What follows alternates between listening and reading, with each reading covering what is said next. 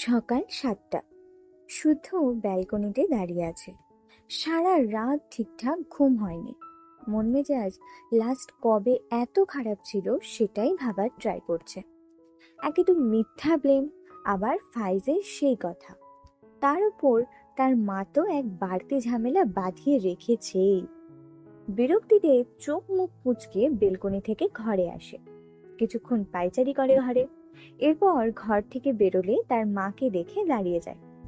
ত্রিনা বেগম শুদ্ধকে দেখে তার ছেলের মাথায় হাত দিয়ে বলল, চোখ এমন লাল কেন? রাতে ঘুমাসনি? শুদ্ধ চুপচাপ মায়ের দিকে বেশ অনেকক্ষণ চেয়ে থাকে। একটু আগেও যে খারাপ লাগা কাজ করছিল, এত অশান্তি লাগছিল, মায়ের হাসি মুখ দেখে কেন যেন সব মিলিয়ে গেল। মনটা ফুরফুরে লাগলো আগের চেয়ে। ত্রিনা বেগমের হাত ধরে ঘরের ভেতরে আনে। এরপর ত্রিনা বেগমকে তার বেডে বসিয়ে শুদ্ধ তার মায়ের কোলে মাথা রেখে বলে, মা, চুল টেনে দাও, রাতে একটুও ঘুমাতে পারিনি। ত্রিনা বেগম মৃদু হাসলেন, তবে কিছুটা চিন্তিত কণ্ঠে বললেন, শরীর খারাপ নাকি? জ্বর বাঁধিয়েছিস? কথা বলতে বলতে শুদ্ধর কপাল, গলা, গাল চেক করলো। না, শরীর তো ঠান্ডাই। শুধু তৃপ্তির হাসি এসে বলে, কোনো কারণ নেই, ঘুম পাড়া আমায়। আজকে ভার্সিটি শেষে ইরফানদের বাড়ি থেকে আমার বাড়িতে নিয়ে যাব। ৬ মাসের আগে যদি গ্রামে যেতে চেয়েছো তবে খবর আছে তোমার। ত্রিনা বেগম শুদ্ধর মাথায় হাত বুলিয়ে দিতে দিতে মৃদু হেসে বললেন, যতদিন থাকতে পারবো থাকবো। একটু থেমে বলে, বাবা, কিছু কথা আছে তোর সাথে। শুদ্ধ চোখ বুজেই বলে, বলো। তোকে বলেছিলাম মনে আছে যে তোর জন্য একটা মেয়ে দেখেছি, ওই যে সামিয়া। ওকে কিন্তু আমার সাথে এখানে এনেছি। খুব ভালো মেয়ে, বুঝলি? আমার খুব যত্ন করে। ওকে তোর বউ করে আনার বহুদিনের শখ আমার। ইনায়া মায়ের বিয়েটা তো হয়ে গেল, ইরফান বাবাও বিয়ে করে নিয়েছে, তুইও এবার বিয়েটা করে নে বাবা। শুদ্ধ রাগ হওয়ার কথা, ভীষণ রাগ।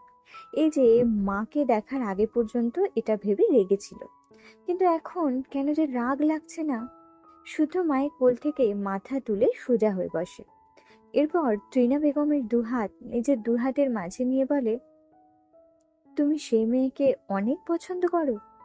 ত্রিনা বেগম হেসে বলেন, খুব পছন্দ করি। তোর সাথে ওকে খুব মানাবে, খুব লক্ষ্মী একটা মেয়ে। আচ্ছা মা, আমি যদি তোমার পছন্দের মেয়েকে বিয়ে না করে অন্য কাউকে বিয়ে করি, তুমি কি করবে? শুদ্ধর কথায় ত্রিনা বেগমের মুখ থেকে হাসি মিলিয়ে যায়। একটু পর আবারও হেসে বলে, আমি জানি আমার বাপ এমন করবে না। সামিয়া কালকে রাতে কি বলছিল জানিস? বলে, তোর তো পছন্দ থাকতে পারে। আমি না খুব হেসেছিলাম।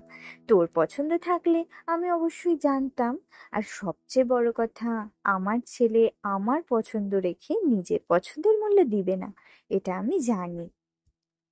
শুধু তার মায়ের কথায় একটুও অবাক হয়নি। তার মা এমন, এটা সে জানে, কিন্তু কোথাও একটা শূন্যতা ঘিরে ধরল। তার মায়ের মুখের দিকে তাকালো, তাকিয়েই রইল। সে যখন ক্লাস 8-এ পড়ে তখন তার বাবা মারা যায়। তার বাবা প্রাইমারি স্কুলের শিক্ষক ছিল। বাবা মারা যাওয়ার পর প্রতি মাসে যে নির্দিষ্ট একটা সীমিত টাকা আসতো, সেই টাকা দিয়ে তার মা তাকে নিয়ে খুব কষ্ট করে তাকে এই পর্যায়ে এনেছে। তার মা ভীষণ আত্মমর্যাদা সম্পন্ন একজন মহিলা। তার বাবার মৃত্যুর পর তাদের যে অভাব দেখা দিয়েছিল, তিনি কখনো কারো সাহায্য নেয়নি। এই যে ইরফানদের অবস্থা এত ভালো, তার মামা সবসময় বলতো শুদ্ধর পড়াশোনা নিয়ে যেন তার বোন চিন্তা না করে। তবে ত্রিনা বেগম উত্তর দিতেন, আমার স্বামী যা রেখে গিয়েছেন সেটাই আমার জন্য যথেষ্ট, আর ভবিষ্যতে যা প্রয়োজন হবে তা আমার ছেলেই দিবে। শুদ্ধ কিন্তু বিলাসিতার মাঝে মানুষ হয়নি। আজকে এই জায়গায় এসেছে তার মায়ের জন্য। তার মায়ের দুঃখ কষ্ট পাড়ি দিয়ে, সাথে গ্রাম্য মধ্যবিত্ত এক জীবন পাড়ি দিয়ে আজকের শুদ্ধ। আচ্ছা, যে মায়ের একমাত্র আশা, ভরসা, বাঁচার অবলম্বন সবকিছু তার ছেলে হয়, সেই ছেলে তার মাকে কিভাবে কষ্ট দিতে পারে? শুদ্ধর গলা শুকিয়ে আসলো, ভীষণ ভীতু মনে হলো নিজেকে। সে কি সাহসী? মায়ের সামনে সাহসী ছেলে হওয়াটা কি ঠিক? শুদ্ধর মন বলে ঠিক নয়, বরং মায়ের সামনে ভীতু হওয়াটাই অধিক সঠিক। এই যে শুদ্ধ ভীতু হয়ে বসে আছে, যে একটি বাক্য তার মায়ের হাসি মুখ কেড়ে নেবে, সে বাক্য উচ্চারণ করতে সে ভীষণ ভয় পাচ্ছে। তার মায়ের হাসি মুখ কাটতে সে ভীষণ ভীতু। এই ভুলটা আসলে কার? সে ফারাকে মন দিয়েছিল এজন্য, নাকি তার মা অন্য একটি মেয়েকে তার বৌমা করার স্বপ্ন দেখছে এজন্য? শুদ্ধর একটা কথা ভেবে ভীষণ হাসি পায়। আচ্ছা, সে যদি ভার্সিটির লেকচারার না হতো, সে আগে যেমন এক মধ্যবিত্ত লাইফ লিড করতো, এমন হলে তো তার বিয়েই হতো না। আর এখন কাকে রেখে কাকে বিয়ে করবে সেটা ভেবে কুল পায় না। ফারা এখন ভার্সিটি পড়ছে, আর সে ফারাকে পছন্দ করতো তার ভার্সিটি লাইফ থেকে। সে ফারাকে পাওয়ার স্বপ্ন কখনো দেখেনি, কারণ সে জানতো মধ্যবিত্ত ছেলেদের শুধু ভালোবাসা যায়, তাদের ভালোবাসা পূর্ণতা পাওয়ার স্বপ্ন দেখা মানা। কিন্তু যখন তার লাইফ সেটেল হয়, তখন থেকে ফারাকে পাওয়ার স্বপ্ন বুনেছিল। কিন্তু এখন মায়ের হাসি কেড়ে নিবে কিভাবে? টিনা বেগমকে ছেড়ে বেড থেকে উঠে দাঁড়ায় শুদ্ধ। চাপা দীর্ঘশ্বাস ফেলে শার্ট চেঞ্জ করে, নিজেকে পরিপাটি করে নেয়। এরপর তার মায়ের উদ্দেশ্যে বলে, ভার্সিটি শেষে তোমাকে আমার বাসায় নিয়ে যাব, লেট করবে না, রেডি হয়ে থেকো মা। টিনা বেগম বলেন, খেয়ে যা, আর তোর ভার্সিটি এত তাড়াতাড়ি? শুদ্ধ হাত ঘড়িতে সময় দেখলো 8টার কাছাকাছি। মৃদু হেসে বলে, একটা কাজ আছে, কাজটা সেরে ভার্সিটি যাব, বাইরে খেয়ে নেব, এখন আসি। কথাটা বলে দ্রুত পায়ে বেরিয়ে যায়। গত রাত প্রায় 2টার দিকে ইরফান আর মাইরা বাড়ি ফিরেছিল। মাইরা সকাল সকাল উঠে ঘর থেকে বেরিয়ে গিয়েছে। এবারে আসার পর মাইরা সেভাবে কখনো কোনো কাজ করেনি। আজ তো বাসায় অনেক মানুষ, এজন্য ভাবলো সে তার শাশুড়ি আর রিতাকে গিয়ে একটুখানি হেল্প করুক। তার নিজের বাড়ি থাকতে তো অনেক কাজ করতে হতো, এখানে এসে করা হয়নি। ভাবনা নিয়ে ঝটপট ঘর থেকে বেরিয়ে যায়। সবার জন্য নাস্তা বানানোয় হেল্প করছিল মাইরা রিতার সঙ্গে। হঠাৎ মনে পড়ল ইরফানকে কফি দেওয়া হয়নি। এখন তো অনেক বেলা হয়ে গিয়েছে। মাইরা রিতাকে কিছু সময় একা কাজ করতে বলে নিজে উঠে ইরফানের জন্য 1 মগ কফি বানিয়ে ইরফানের ঘরের দিকে যায়। ঘরে গিয়ে ইরফানকে বেডের ওপর হেলান দিয়ে বসে থাকতে দেখে মাইরা এগিয়ে গেল। গলা ছেড়ে কফির মগ এগিয়ে দিয়ে বলে, আপনার কফি। মাইরার কণ্ঠে ইরফান চোখ মেলে তাকায়। নীরবে মাইরার হাত থেকে কফির মগটা নিয়ে চুমুক দেয়। মাইরা দ্রুত ঘর থেকে বেরানোর উদ্দেশ্যে উল্টো ঘুরে যেতে নিলে ইরফান মাইরার হাত টেনে ধরে। মাইরা পিছু ফিরে তাকায়। ইরফান বিরক্ত চোখে মাইরার দিকে চেয়ে আছে। মাইরা হাত ছাড়াতে চায়। ইরফান বিরক্তি মাখা কণ্ঠে বলে, আবার কোথায় যাচ্ছ? আমি কাজ করছি, হাত ছাড়ুন। ইরফান মাইরার হাত ধরে টেনে এনে তার সামনে বসিয়ে গম্ভীরভাবে বলে, বসো, ইম্পর্টেন্ট কথা আছে। মাইরা ইরফানের দিকে চেয়ে কৌতূহলী চোখে প্রশ্ন করে, কে? ইরফান বাঁ হাতে মাইরার ডান হাতের কবজি ধরে রেখে ডান হাতে কফির মগে চুমুক দেয় মাইরার পানে চেয়ে। মাইরা অধৈর্য গলায় বলে, কি বলবেন? ইরফান কিচ্ছু বলল না। মাইরার দিকে চেয়ে পুরো কফিটা শেষ করলো। এরপর হাতের মগ বেডসাইড টেবিলের ওপর রেখে প্রশ্ন করে, তুমি বলেছিলে তোমার সৎমা, এটা কি রেগে বলেছিলে? মাইরা অবাক হয়ে বলে, মানে? ইরফান ভুরুকুচকে বলে, আই থিঙ্ক উনি তোমার সৎমা নয়। Am I right? মাইরা কি বলবে বুঝলো না। এই লোক এসব কি আবোল তাবোল বকছে। মাইরার মনে পড়ল গতকাল তার মা ইরফানকে কিছু বলেছিল। সে স্টেজের সামনে থেকে ভিতরে আসার সময় তার মা আর ইরফানকে একসাথে দেখেছিল। অতঃপর ইরফানকে প্রশ্ন করে, গতকাল মা আপনাকে কি বলেছিল?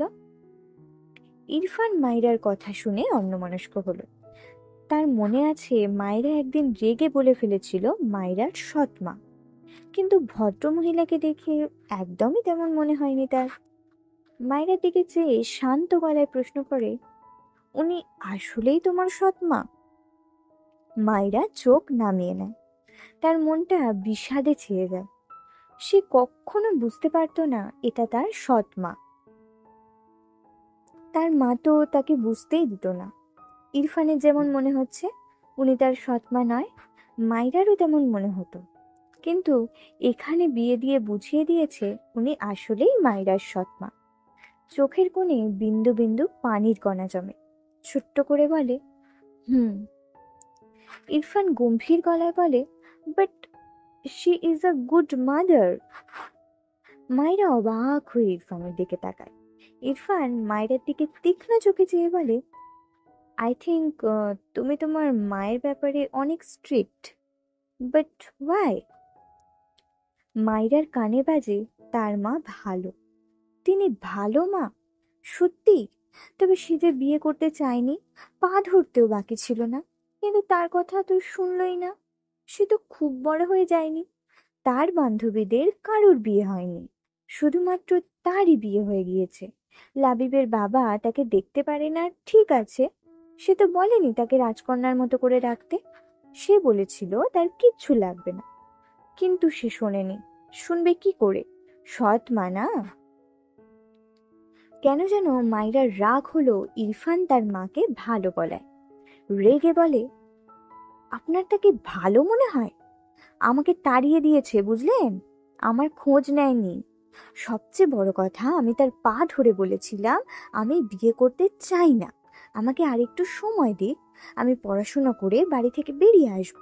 কিন্তু আমার কথা শোনেইনি। আর আমাকে তো বিয়ের পর শুধু চড় থাপ্পড় খেতে হয়েছে। যদিও আমি ভেবেছিলাম এর চেয়েও করুণ পরিণতি হবে আমার। কথায় আছে না, পরের বাড়ির রাজরানী হয়ে থাকার চেয়ে নিজের বাড়ি কাজের মেয়ে হয়ে থাকা ভালো। সেটাই চেয়েছিলাম আমি, কিন্তু আমার কথা শোনেননি উনি। কথাগুলো বলে মাইরা একটু দম নেয়, চোখ বুজে শ্বাস নেয়, এরপর আবারও বলে, হুম, আমার ইচ্ছের বিরুদ্ধে বিয়ে দিয়েছে ভালো কথা, যার সাথে বিয়ে দিয়েছে তার মতামতটা অন্তত নিত। অথচ এমন এক মানুষের সাথে বিয়ে দিয়েছে যে তার ইচ্ছের বিরুদ্ধে বিয়ে করেছে আমাকে। আমার মা নিজ হাতেই আমার জীবনে কাঁটায় ভরিয়ে দিয়েছে। আমার বয়স কি খুব বেশি? আমার বয়সী মেয়েদের কারোরই বিয়ে হয়নি। আমার বান্ধবীরা সবাই এখনো হেসে খেলে দিন পার করে, আর আমি ঘর বন্দি হয়ে বসে আছি। বিবাহিত হয়ে গিয়েছি। এ সব কিছুর জন্যই আমার মা দায়ী। আর আপনি তাকে ভালো। থেমে গেল মাইরা। কথা জড়িয়ে আসে, চোখ নামিয়ে নেয়, চোখ থেকে পানি গড়িয়ে পড়ে। মাইরার লাস্ট কথাগুলোয় যেন ভীষণ আক্ষেপ ঝরে পড়ল। সে কেন বিবাহিত, এটা যেন এখন মাইরার উপর একটা বোঝা। তার মতে সে তো ছোট। ইরফান স্তব্ধ চোখে মাইরার দিকে চেয়ে আছে। ঢোক গিলল কেন যেন। মাইরার দিকে কতক্ষণ যে তাকিয়ে রইল সে সময় হিসাব নেই। চোখের পলক পড়ল না। ছোট্ট করে বলে, ইটস ওকে। কথাটা বলে মাইরার হাত ছেড়ে বেড থেকে নেমে দাঁড়ায়। ঠান্ডা গলায় বলে, ইউ ক্যান গো। এরপর গটগট পায়ে ব্যালকনিতে চলে যায়। মাইরা মাথা তুলে পিটপিট করে ইরফানের দিকে তাকায়। তার বলা কথাগুলো ভেবে সে ঢোক গিলল। মায়ের প্রতি অভিযোগ দিতে গিয়ে ইরফান জড়িয়ে গিয়েছে। মাইরা কেন বলল এসব? মিথ্যে তো বলেনি। মাইরা ধীর পায়ে এগিয়ে গিয়ে ব্যালকনির দরজার কাছে গিয়ে দাঁড়ায়। সিগারেটের গন্ধ এসে নাকে বাড়ি খায়। মাইরা খুক খুক করে কেসে ওঠে। ইরফান পিছু ফিরে তাকালো না, সিগারেট নিভিয়েও দিল না। মাইরা কি বলবে বুঝল না। মাথা নিচু করে দাঁড়িয়ে রইল। একটু পর পর কাশছে। ইরফান বিরক্ত হয়ে হাতে সিগারেট দু আঙুলে চেপে নিভিয়ে দিল, তবে পিছু ফিরল না। মাইরাকে আর কিছুই বলল না। মাইরার কেন যেন খারাপ লাগছে। হঠাৎই কেমন যেন চুপ হয়ে গেল ইরফান। মাইরা মিনমিন করে বলে, আমি আসলে আপনাকে। মাইরার কথার মাঝেই ইরফান ডান হাত মুষ্টিবদ্ধ করে রাগে দেয়ালে তিনটে পরপর পাঞ্চ মারে। মাইরা কেঁপে ওঠে। ইরফান মাইরার পাশ কেটে হনহন করে ব্যালকনি থেকে ঘরে এসে তার ঘরের ভেতরে থাকা ঘরটায় গিয়ে শব্দ করে দরজা লাগিয়ে দেয়। মাইরার ভীষণ খারাপ লাগছে। সে কি ভুলভাল কিছু বলে দিয়েছে? আবার ভাবলো, লোকটা তো কারণ ছাড়াই রেগে যায়, কিন্তু সে রেগে যাওয়ার মতো কি বলেছে বুঝতেই পারছে না মেয়েটা। ইরফানের বন্ধ করে দেওয়া দরজার পানে অনেকক্ষণ চেয়ে রইল, অপেক্ষা করলো ইরফানের বের হওয়ার। অনেক সময় পেরিয়ে গেলেও যখন ইরফান বের হয় না, তখন মায়ের উপায় না পেয়ে ঘর থেকে বেরিয়ে যায়। রিতাকে অপেক্ষা করতে বলে এসে অনেক সময় চলে গেল, কিন্তু ইরফান এমন কেন করলো? রেগে তো তাকে কিছু অন্তত বলে, এবার যে কিছুই বলল না, কেমন অদ্ভুত বিহেভ করলো। ভাবনা নিয়েই মাইরা রান্নাঘরের দিকে এগিয়ে যায়। এদিকে শুদ্ধ ফাইজদের বাড়ির সামনে এসে গাড়ি দাঁড় করায়। মুখায়ব গম্ভীর, গেটের সামনে গিয়ে বেল চাপে বার কয়েক। কিছুক্ষণ পর এসে কেউ দরজা খুলে দেয়। শুদ্ধ মাথা নিচু করে কিছু একটা ভাবছিল। দরজা খুলে দিলে মাথা উঁচু করে সামনে তাকালে ফারাকে দেখে কেমন অদ্ভুত চোখে তাকালো, মনে হচ্ছে ঘুম থেকে উঠেই এসেছে। শুদ্ধ ঢোক গিলে নিজেকে সামলায়, এরপর হেসে বলে, হ্যাঁ হ্যাঁ, সকাল সকালই জঘন্য মুখটা আমার সামনে না আনলে কি খুব ক্ষতি হতো ফারা? ফারা ভুরু কুঁচকে তাকায় শুদ্ধর দিকে, বোঝার চেষ্টা করছে তাকে কি অপমান করলো তার চেহারা নিয়ে। কি খারাপ ভাবা যায়। রেগে বলে, তুই বাড়িতে এসেছো কেন? তোমাকে তো কেউ দাওয়াত দেয়নি।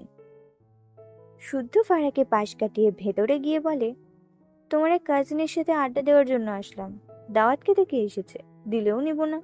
যাত্রার বাড়িতে দাওয়াত খেয়ে পেট খারাপ করার কোনো ইচ্ছে নেই, বুঝলে?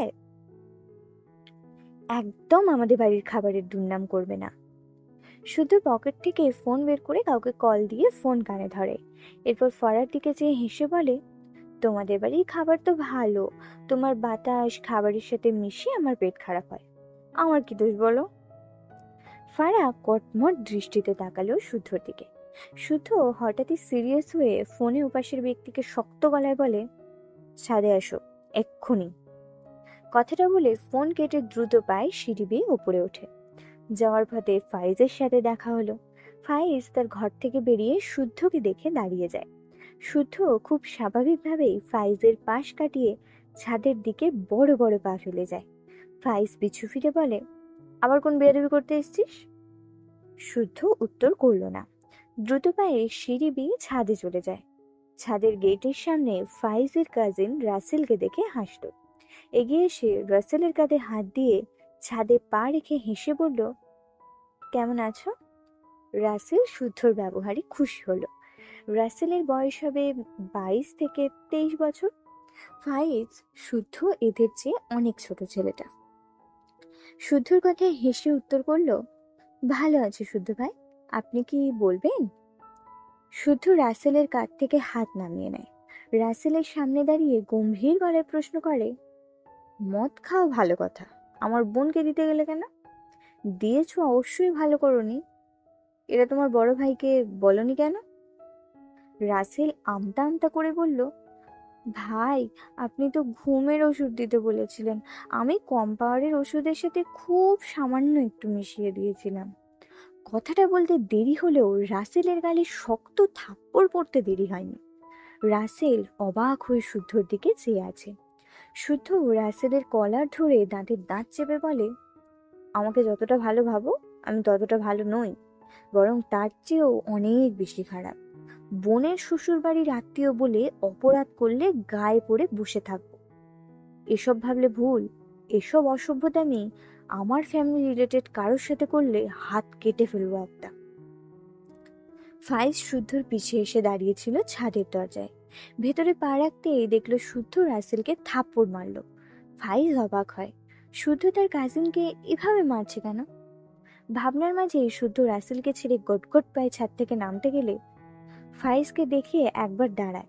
পাশ কাটিয়ে যেতে নিলে ফাইজ শুদ্ধর কলার ধরে রেগে বলে, এত অসভ্য হয়েছিস কবে থেকে তুই? বোনকে ছাইপাশ খাইয়ে বাড়ি বয়ে এসে আমার ভাইকে মেরে যাচ্ছিস, এসব কি? শুদ্ধ রেগে ফাইজকে ধাক্কা দেয়, বিরক্তি কণ্ঠে বলে, আমার ইচ্ছে যা ইচ্ছে করব, তোর কি রে?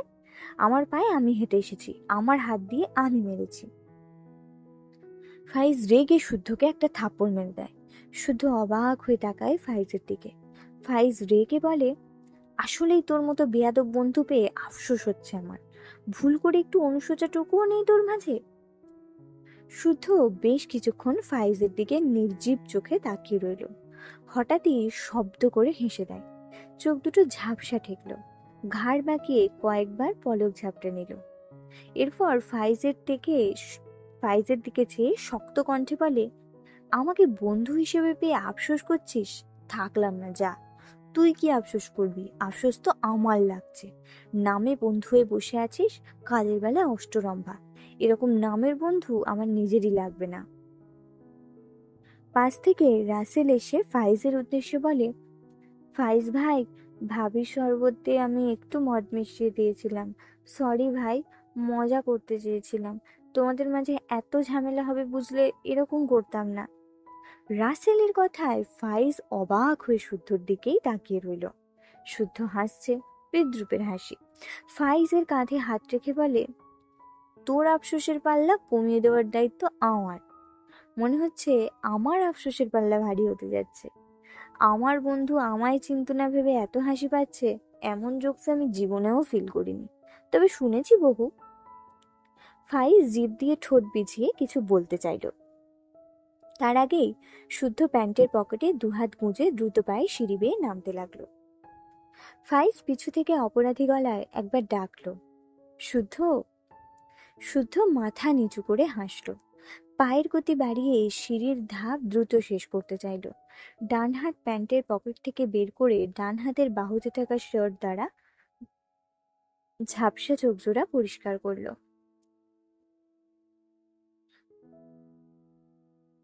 ইরফান বেডের ওপর বসে ল্যাপটপে কাজ করছে। কিছু একটা ভেবে ফোন নিয়ে কাউকে কল করে সাউন্ড লাউডে দেয়। কিছুক্ষণের মাঝেই ওপাশে কল রিসিভ করে কেউ একজন স্যার সম্বোধন করে সালাম দেয়।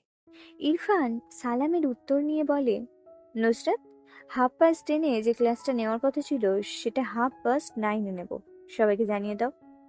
ওপাশ থেকে মেয়েটা সময় দেখলো প্রায় 8:30 বাজে। আমতা আমতা করে বলে, স্যার, আর মাত্র 1 ঘন্টা সময় আছে, আমি কিভাবে? ইরফান বিরক্ত হয়, ল্যাপটপে আঙুল চালায় আর গম্ভীর গলায় বলে, সবাইকে জানানোর জন্য হাইলি 10 মিনিটস এনাফ। নুসরাত ফোনের ওপাশে মুখ বাঁকায়, অতঃপর বলে, স্যার, গত রাতে না বলে দেওয়ায় অনেকে ক্লাসে অ্যাটেন্ড করতে পারবে না। ইরফান বিরক্তি কণ্ঠে বলে, that is their failure. Class time 9:30, it's final. বলেই কল কেটে দেয়। ওপাশে নুসরাত হতাশার শ্বাস ফেলে আর বিরহের গান গাইতে ইচ্ছা করলো। আগে যদি জানতাম বন্ধু এমন তেরা স্যার পাবো, তবে জীবনেও সিয়ার হইতাম না। মায়েরা ভুরু কুচকে চেয়ে আছে ইরফানের দিকে। ইরফান লাউডে সে মেয়ের সাথে কথা বলল, সবাই শুনেছে সে। মায়েরা অবাক হলো, স্যারদের কি স্টুডেন্টদের সাথে এভাবে কথা বলতে হয়? ব্যাপারটা বিরক্ত হলো সে। ইরফান ল্যাপটপ রেখে বেড থেকে নেমে দাঁড়ায়। প্যান্ট আগেই পরেছে, কভার থেকে সাদা শার্ট বের করে পরে নেয়, তারপর কালো স্যুট পরে নেয়। কাজগুলো সব খুব মনোযোগের সহিত করেছে। মাইরা ঘরের ভেতর আসে। ইরফান একবারও তাকালো না মাইরার দিকে। সে নিজেকে পরিপাটি করে হাত ঘড়ি পরে আয়নায় নিজেকে একবার দেখে নেয়। এরপর ডান হাত পকেটে রেখে ঘর থেকে বেরানোর উদ্দেশ্যে পা বাড়ায়। মাইরা খেয়াল করেছে ইরফান একবারও তার দিকে তাকালো না। তখন যে ভয়ঙ্কর রেগে গেল, এখনো কি রেগে আছে তার উপর? ঢোক গিলে মিনমিন করে বলে, শুনছেন? ইরফানের পা থেমে যায়, ঘাড় বাঁকিয়ে তাকায় মাইরার দিকে। মাইরা ইরফানের দিকে তাকিয়ে বলে, আপনি কি আমার উপর রেগে আছেন? ইরফান মাইরার দিকে এগিয়ে আসে ধীরে ধীরে। মাইরা ঢোক গিলে বলে, আমি আসলে। ইরফান এগোতে এগোতে গম্ভীর গলায় বলে, তুমি আসলে? মাইরা এলোমেলো দৃষ্টি ফেলে। ইরফান শক্ত কণ্ঠে বলে, এই ঘরে যেন তোমাকে আর না দেখি। কথাটা বলে মাইরার হাত ধরে টেনে বেরিয়ে আসে। এরপর চাবি দিয়ে তার ডোর লক করে দেয়। মাইরা অবাক হয়ে চেয়ে আছে। ইরফান আবারও মাইরার চোখের দিকে তাকিয়ে হুমকির স্বরে বলে, আই রিপিট, এই ঘরের আশেপাশে যেন তোমাকে না দেখি। কথার হেরফের হলে পা দুটো কাটতে অনলি 2 সেকেন্ড টাইম নেব।